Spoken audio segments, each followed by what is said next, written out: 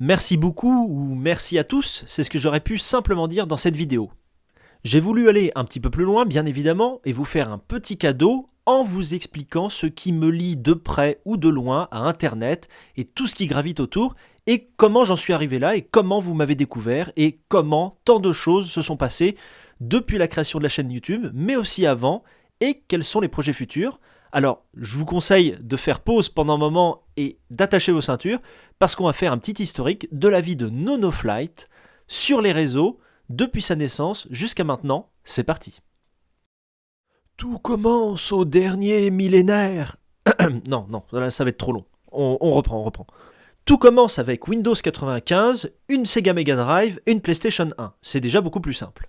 Vous allez poser probablement la question, pourquoi ces trois consoles et PC réunis ensemble, qui ne sont pas de la même époque? Je vais tout simplement vous répondre que le Windows 95 était lié au bureau de mon père, où je passais beaucoup trop d'heures sur trois jeux principaux qui sont Midtown Madness, Monster Truck Madness et Motocross Madness. Ça fait beaucoup de madness, mais j'adorais ces jeux, et c'était les seuls jouables et abordables à l'époque. Ensuite, il y a la Sega Mega Drive qui n'était pas chère à l'époque puisqu'elle était tombée en désuétude et il y avait des jeux sur cartouche, certes vieillots, mais que j'adorais faire, notamment Street Fighter, bien évidemment, mon goût de la baston. Et bien évidemment, il y a eu la PlayStation 1 qui était plus, elle, de mon époque, où j'ai pu notamment partager pas mal de moments avec des amis et la convivialité était de mise à chaque partie, je peux vous le rassurer. Comme j'ai dit dans cette vidéo que j'allais rester principalement sur ma vie en lien avec les réseaux, internet et le monde informatique de manière générale, je ne vais pas m'étendre plus là-dessus, puisque sinon la vidéo va faire encore une demi-heure, et c'est pas ce que vous recherchez bien évidemment, vous cherchez un montage dynamique qui flash de partout, et je vous comprends bien évidemment. Alors je reprends tout simplement avec Windows 95, où je jouais à un jeu aussi de tryhard avec un pigeon de guerre qui devait rejoindre des lignes ennemies, c'était du die and retry, c'était horrible.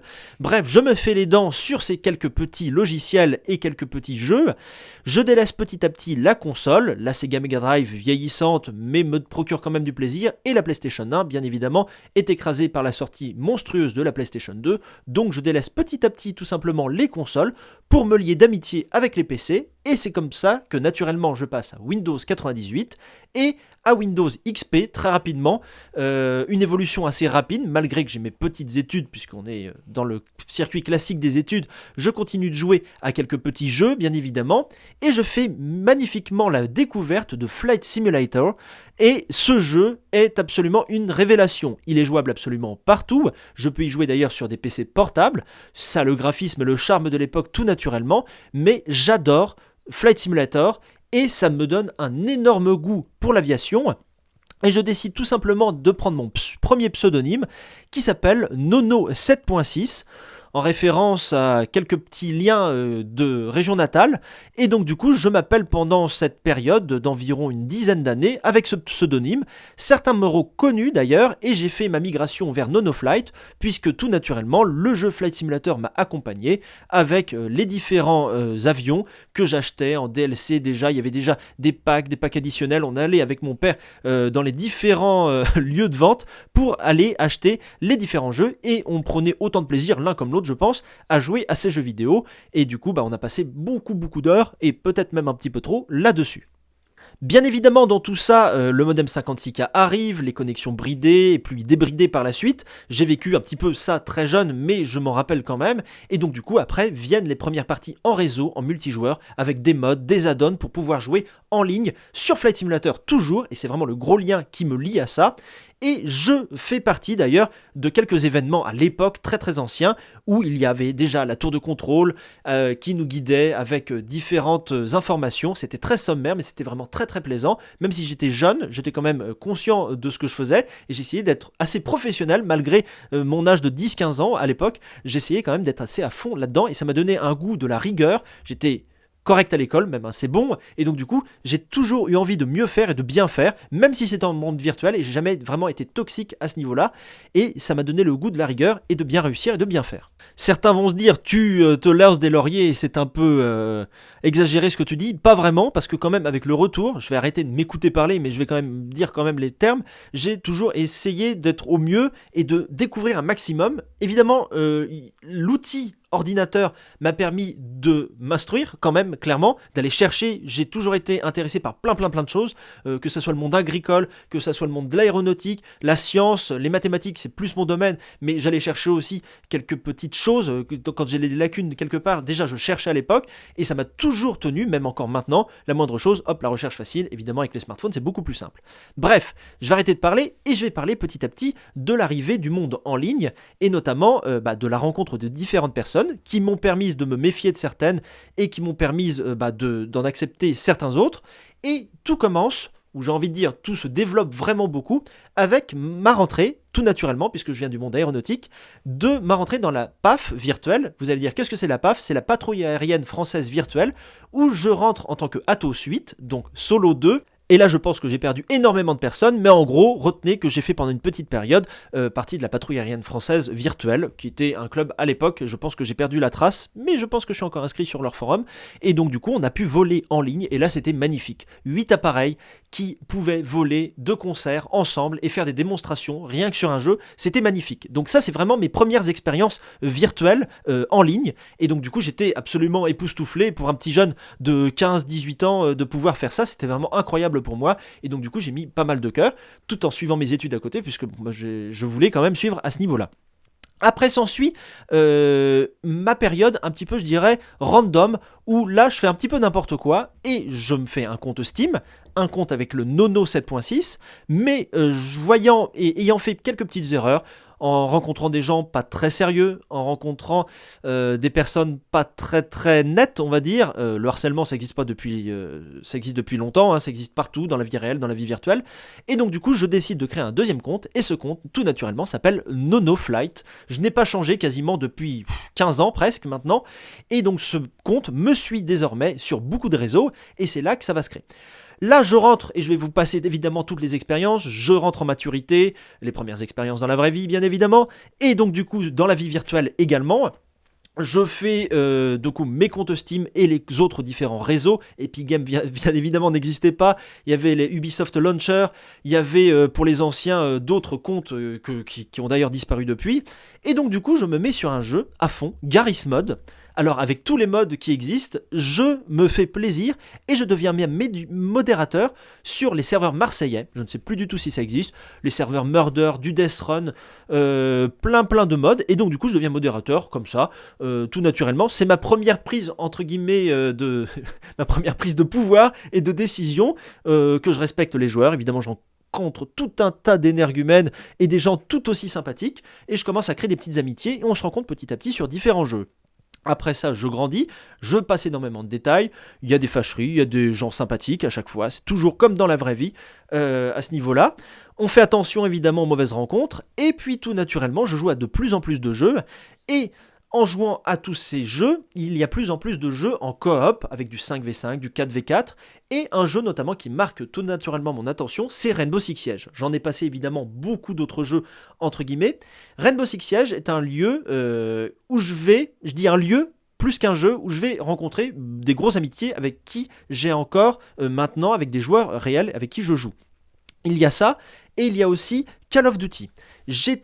Et je me rappelle, mon premier Call of Duty, je l'avais acheté grâce à une carte cadeau avec mes deux parents à la Fnac de je ne sais plus trop où on était allé acheter ça tous les trois, mais j'avais pas du tout l'âge, ça je refais un petit retour en arrière, et c'était mon premier Call of Duty tout court, c'est le premier Call of, ça n'existait pas, c'était en 2004 je crois, et là ça remonte encore avant, j'avais absolument pas l'âge, mais on l'avait acheté, et je me suis battu avec mes Mosin Nagant, les fusils à un coup, le Car 98, bref, il n'y avait que 5 armes, il y avait la map Arbor à l'époque, alors là ça va sûrement rappeler des souvenirs à certains, et sur cette map, j'ai passé des heures et des heures sur ce Call of, mais c'était terrible, je crois que j'étais sous Windows 98, non, Windows XP peut-être, oui, très probablement à l'époque, et même Windows Vista qui était arrivé après, on avait fait toutes les migrations, bref, c'était un micmac complet, Windows 7, etc. Et j'ai pris le goût de, comme, entre guillemets, de performer dans les jeux et de l'acharnement sur les FPS. J'ai été un gros joueur de FPS également, et c'est là que j'en ai fait la découverte. Après, j'achète quelques Call of, je fais la découverte de Battlefield qui est extraordinaire pour moi. Battlefield surpasse clairement tout ce qui est Call of en lui-même, chacun a son style, mais Battlefield ouvre évidemment le champ des possibles. Et aussi GTA Vice City, que j'ai acheté un peu bien après la sortie, mais c'est mon premier GTA, Vice City, et après je suis passé directement à GTA 5, donc du coup je n'ai connu que Vice City, donc vous comprendrez ma grande satisfaction quand je vois GTA 6 qui se repassera de nouveau à Miami, et d'ailleurs c'était mon lieu de première vacances quand j'ai pu me payer mes vacances il n'y a pas longtemps. D'ailleurs je suis allé à Miami, les Everglades, Key West, SpaceX, etc., Cap Canaveral, bref j'ai fait la découverte de tout ça, et donc ça me lie à la fois dans le réel et dans le virtuel. Je parle évidemment encore une fois beaucoup trop, et vous êtes passé les 10 minutes de vidéo, oui regardez. Et bien évidemment, tous ces jeux qui s'accumulent, et ma réussite scolaire aussi derrière faisant, je continue de jouer bien évidemment, et on en revient à Rainbow Six Siege, où je rencontre pas mal d'amis. On passe des centaines d'heures, si c'est pas plusieurs milliers, peut-être 1 ou 2 milliers d'heures, sur ce jeu, et on arrive à découvrir d'autres jeux. On joue à Payday 2, on joue à beaucoup de jeux en coop, et maintenant on va arriver dans les jeux que vous connaissez très probablement, puisque c'est des licences jouables désormais. Assassin's Creed également, notamment. Avec toute cette période-là, je grandis et on obtient le bac et on va faire des études. Et Nono, il sait pas qu'il va faire 8 ans d'études supérieures, mais il n'a pas un niveau de bac plus 8, il a qu'un niveau de bac plus 5, ce qui est suffisant. Là, je parle de mon niveau personnel, mais vous allez voir que les jeux vidéo ont quand même été très liés. Et les réseaux sociaux, leur montée, notamment au moment du lycée, fin de collège, Facebook commençait à monter. Et évidemment, je m'inscris sur ce réseau des enfers, non je rigole, où du coup tout simplement je fais comme tout le monde, mais je ne poste pas plus que tout le monde. Et tout simplement je m'inscris avec mon identité réelle, mais sans grand intérêt. Et je n'ai pas de gros intérêt pour ces réseaux sociaux, puisque dans la vraie vie, je suis allé assez solitaire. Mais il n'y a aucun problème, je vais parler avec les gens, il n'y a pas de problème, mais je suis plutôt une personne qui aime bien vivre assez seule, on va dire. Je me plais bien quand je suis assez solo. C'est un petit peu... On n'a pas l'impression quand je le parle, etc. Mais bon, ça me dérange pas d'aller vers les autres, ça me dérange pas d'aller dans les soirées. Mais maintenant, de plus en plus, faut arriver à me tirer pour m'amener dans une soirée ou dans quelque chose, parce que je ne vais pas dire que j'ai pas l'impression de perdre mon temps. Sinon, les gens me connaissant dans la vraie vie vont dire ah d'accord, ok. Mais j'ai pas grand chose à y gagner entre guillemets à ce niveau-là de ma manière de penser. Ça fait plaisir, mais bon, un petit jeu vidéo de temps en temps, c'est pas mal non plus. Bref, mon côté geek une fois passé.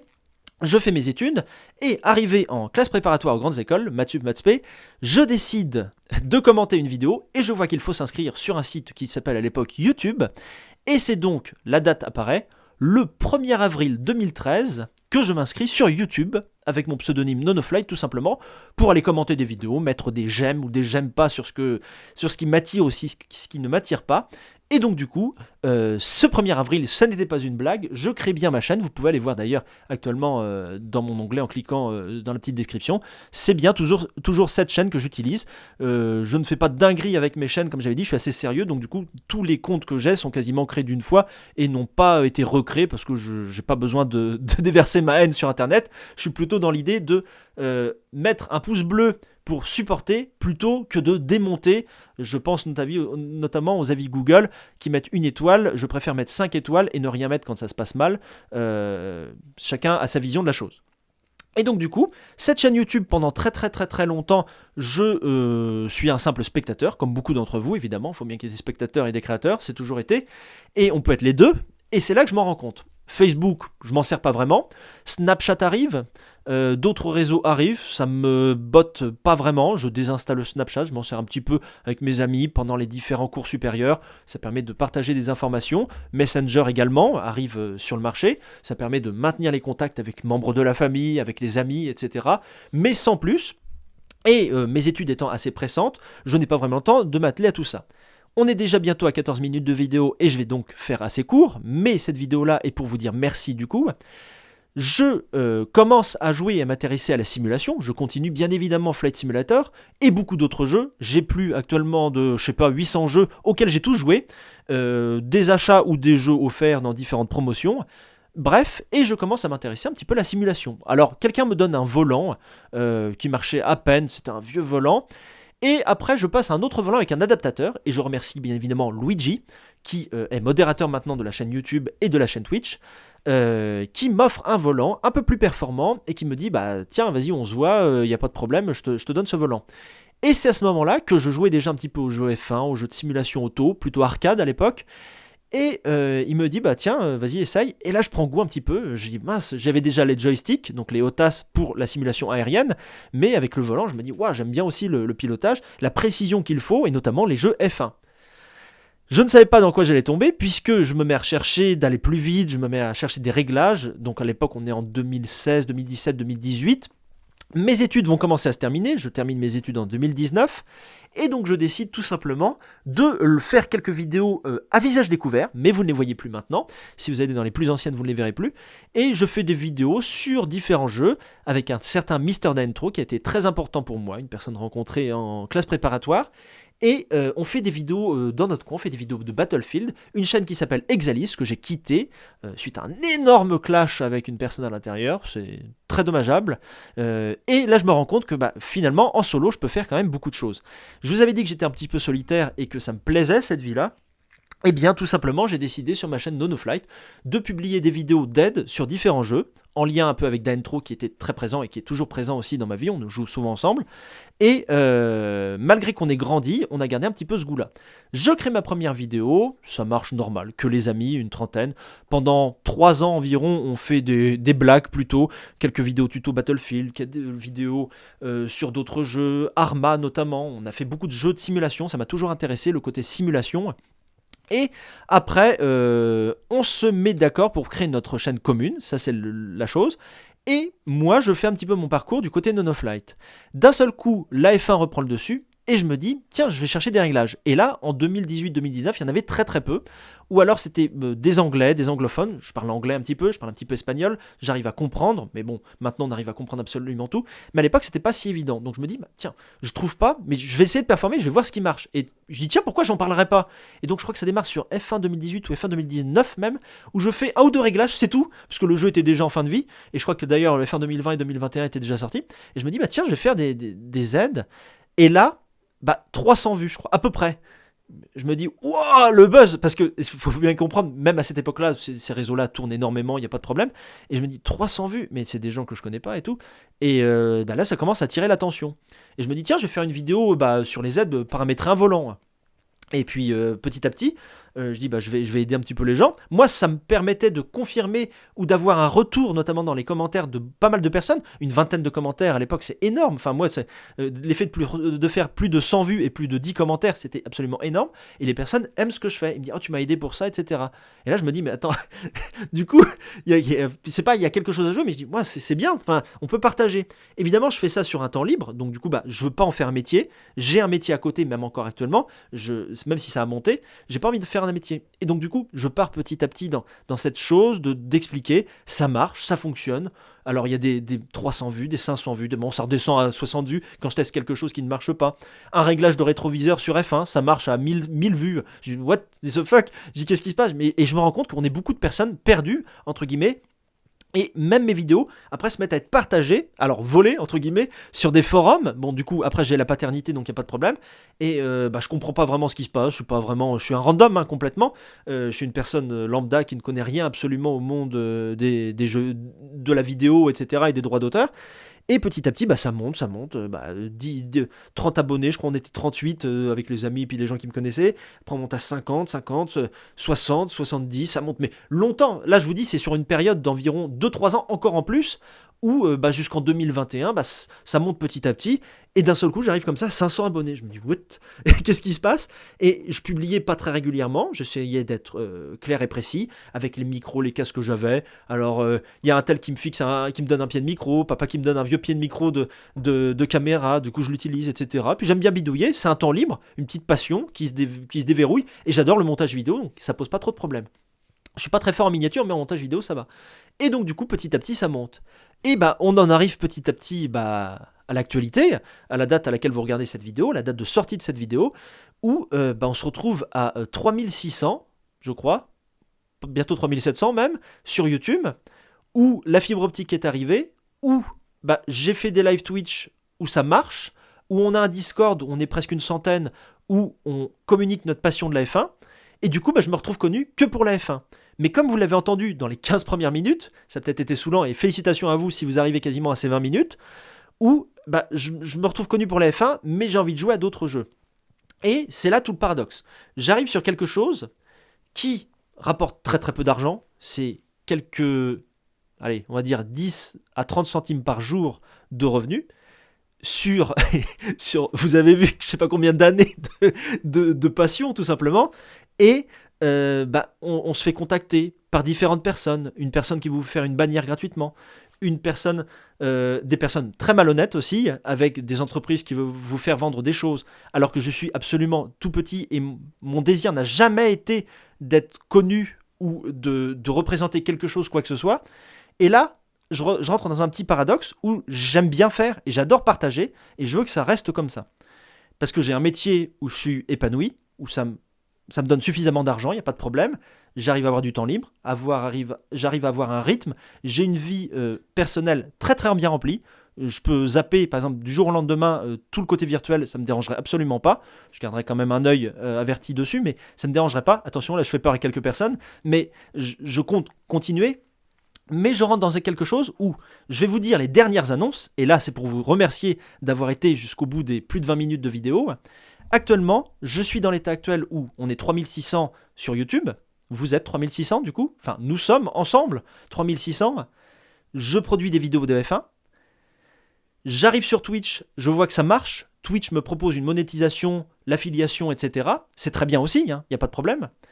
J'arrive à ce que des marques me contactent, avec des échanges. Pour la plupart, c'est des mauvais échanges parce qu'ils profitent plus de moi que ça profiterait à vous ou à moi tout simplement. Des gens trouvent mon adresse mail, me parlent par mail, je dis ok d'accord, on se retrouve un petit peu dans ce monde-là, et mentalement, je suis pas vraiment préparé. Et j'ai pas envie vraiment, je sais pas si j'ai envie. Là actuellement, je suis dans le doute où je ne sais pas si j'ai envie d'aller là-dedans. Là, à 2 heures après ce que je tourne cette vidéo-là, il y a Epic Games qui vient de me dire « Vous voulez être partenaire avec nous ?» Je viens de recevoir un mail. D'ailleurs, je l'ai envoyé à Luigi à l'instant. Tu te reconnaîtras. Et je me dis, là, ça monte, du coup, et il y a une vie virtuelle qui m'appelle. Bon, après, j'ai donné pas mal, sans plus. Mais je me dis, est-ce que je fais quand même, je continue sur mon petit rythme de croisière, mais du coup, les gens vont avoir beaucoup plus d'attentes. Là, je pense qu'il y en a qui n'ont pas eu leur vidéo réglage, du coup, ils vont peut-être être en manque. Mais ça me met un petit doute. Et donc du coup, je prends actuellement énormément de plaisir à tourner tout ce que je fais. La preuve, je parle là sans interruption quasiment depuis le début. Et ça me pose aucun problème. Après, c'est des choses à vérifier. Je pense que je peux continuer tout naturellement sans trop me presser. L'affiliation de Twitch, on va y aller doucement.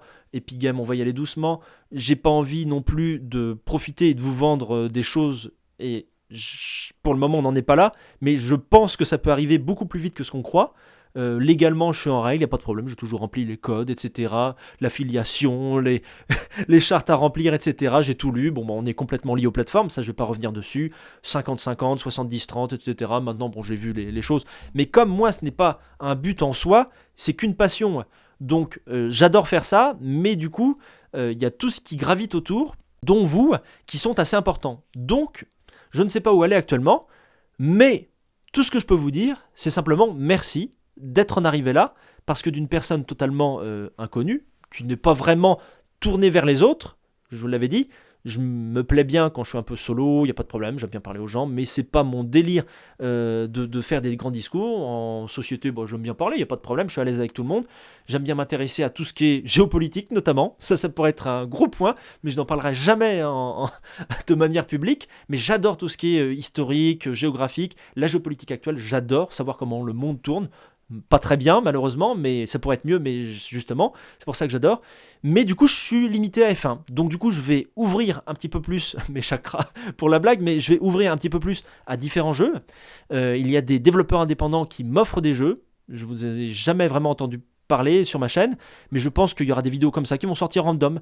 Et pourquoi pas retomber sur des formats qui font pas des centaines ou des milliers de vues. Même si à la rigueur ça fait une centaine de vues, à mon niveau, ça me satisferait tout simplement.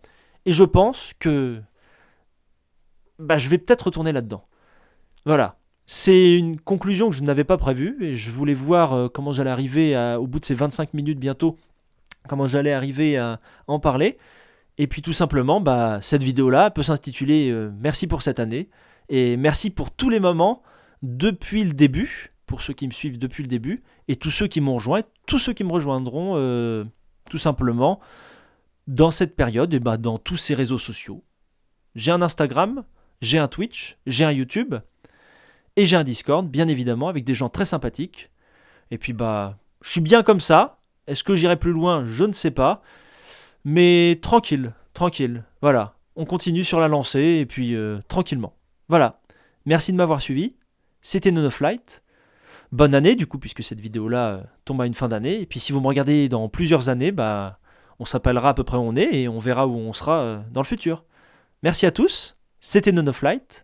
L'abonnement, le pouce bleu et le commentaire. Salut, salut!